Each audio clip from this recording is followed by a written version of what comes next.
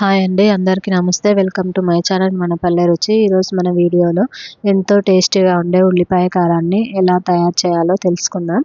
దీనికోసం ముందుగా స్టవ్ పైన ఒక కడాయి పెట్టుకొని ఒక స్పూన్ వరకు ధనియాలని తీసుకొని వేయించుకోవాలి.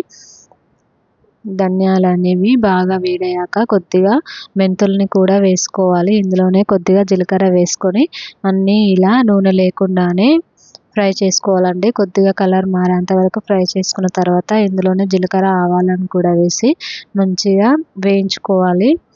ఇవి బాగా వేయాక నువ్వులను కూడా వేసుకోవాలి. నువ్వులు తొందరగా వేగుతాయి కాబట్టి లాస్ట్లో వేసుకోవాలి. ఇలా చిటపటలాడేంత వరకు ఫ్రై అయిన తర్వాత తీసి పక్కన పెట్టుకోవాలి. ఇప్పుడు అదే కడాయిలో కొద్దిగా నూనెని వేసి నూనె బాగా వేడయ్యాక మనం ముందుగానే సన్నగా కట్ చేసి పెట్టుకున్న ఉల్లిపాయ ముక్కల్ని వేసుకొని బాగా ఫ్రై చేసుకోవాలి.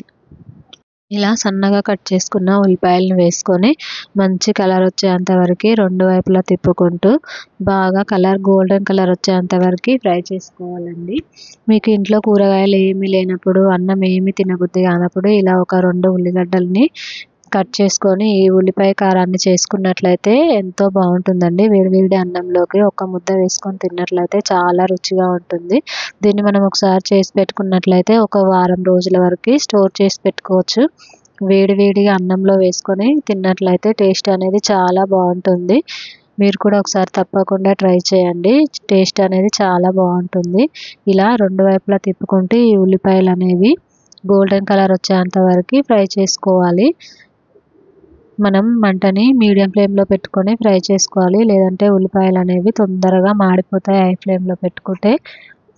అందుకే మీడియం ఫ్లేమ్లో పెట్టుకొని రెండు వైపులా ఇలా తిప్పుకోవాలండి. లేదంటే ఉల్లిపాయలు అనేవి మాడిపోతాయి. మనం మధ్య మధ్యలో కలుపుతూ ఉన్నట్లయితే మాడిపోకుండా మంచిగా కలర్ వచ్చేంత వరకు బాగా ఫ్రై అవుతాయి.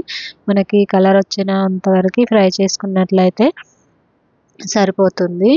చూసారా, ఈ కలర్ వచ్చేంత వరకు ఫ్రై చేసుకోవాలి మనం ఈ ఉల్లిపాయలు అనేటివి. ఈ కలర్ వచ్చేంత వరకు ఫ్రై చేసుకున్న తర్వాత వీటిని తీసి పక్కకు వేరొక గిన్నెలో పెట్టుకోవాలి. ఇలా ఫ్రై చేసుకొని మనం ఈ ఉల్లిపాయ కారాన్ని చేసుకున్నట్లయితే టేస్ట్ అనేది చాలా బాగుంటుంది. ఇలాగే ఇందులోనే కొద్దిగా కరివేపాకు, కొత్తిమీరని కూడా వేసుకొని చిటపటలాడేంత వరకు ఫ్రై చేసుకోవాలి. 1 నిమిషం పాటు ఇలా కలుపుతూ ఉన్నట్లయితే ఫ్రై అయిపోతుంది, మనకి సరిపోతుంది. ఈ కొత్తిమీర, కరివేపాకుని ఇలా నూనెలో వేయించి తీసుకోవడం వల్ల టేస్ట్ అనేది ఎంతో బాగుంటుందండి ఈ కారానికి. తర్వాత ఇందులోనే ఒక 5-6 వెల్లుల్లి రెబ్బల్ని అలాగే పొట్టు తీయకుండా వేసుకోవాలి. తర్వాత ఒక చిన్న నిమ్మకాయ సైజ్ అంతా చింతపండును కూడా తీసుకోవాలి. ఈ చింతపండు, వెల్లుల్లి వేయడం వల్ల ఈ ఉల్లిపాయ కారానికి అదనంగా టేస్ట్ బాగుంటుందండి. తర్వాత లాస్ట్లో కొద్దిగా పల్లీలను కూడా వేసి ఒకసారి అటు ఇటు కలుపుకొని మనం స్టవ్ ఆఫ్ చేసుకుంటే సరిపోతుంది. తర్వాత ఇవన్నీ పూర్తిగా చల్లారిన తర్వాత అన్నిటినీ మిక్సీ పట్టుకోవాలండి. అంతే అండి, మనకి ఎంతో టేస్టీగా ఉండే ఈ ఉల్లిపాయ కారం అనేది రెడీ అయిపోతుంది.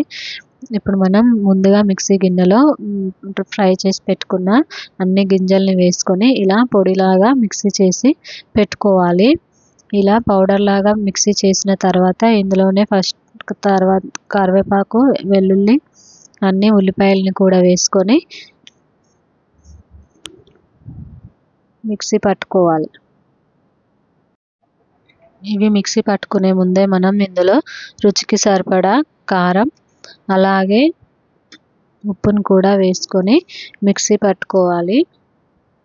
దీన్ని మరీ మెత్తగా కాకుండా ఇలా మిక్సీ పట్టుకోవాలండి. చూసారా, వీడియోలో చూపించిన విధంగా మిక్సీ పట్టుకోవాలి. దీంట్లో మనం వాటర్ ఏం పోయాల్సిన అవసరం లేదండి, అలాగే సరిపోతుంది. ఇలా మిక్సీ పట్టిన దాన్ని ఒక ప్లేట్లోకి వేసుకోవాలి కారాన్ని. ఇలా ఒక ప్లేట్లోకి తీసుకున్న తర్వాత మనం ముందుగా ఫ్రై చేసుకున్న ఉల్లిపాయలని కొన్ని ముందుగానే తీసి పక్కన పెట్టుకోవాలి. ఆ ఉల్లిపాయలని ఇప్పుడు వేసుకొని కారం మొత్తం కలిసేలాగా ఒకసారి బాగా కలుపుకోవాలి. అంతే అండి, ఎంతో టేస్టీగా ఉండే ఉల్లిపాయ కారం అనేది రెడీ అయిపోతుంది. టేస్ట్ కూడా ఎంతో బాగుంటుంది. మీకు ఏమీ తినబుద్ధి కానప్పుడు ఒకసారి ఈ ఉల్లిపాయ కారాన్ని చేసుకొని తిన్నట్లయితే టేస్ట్ అనేది ఎంతో బాగుంటుంది. మీరు కూడా తప్పకుండా ఒకసారి ఈ ఉల్లిపాయ కారాన్ని ట్రై చేసి ఎలా వచ్చిందో కామెంట్ బాక్స్లో కామెంట్ చేయండి. మీకు కనుక ఈ వీడియో నచ్చినట్లయితే లైక్ చేయండి, షేర్ చేయండి, కామెంట్ చేయండి. మరిన్ని మంచి వీడియోస్ కోసం మా ఛానల్ మన పల్లె రుచిని సబ్స్క్రైబ్ చేసుకోండి.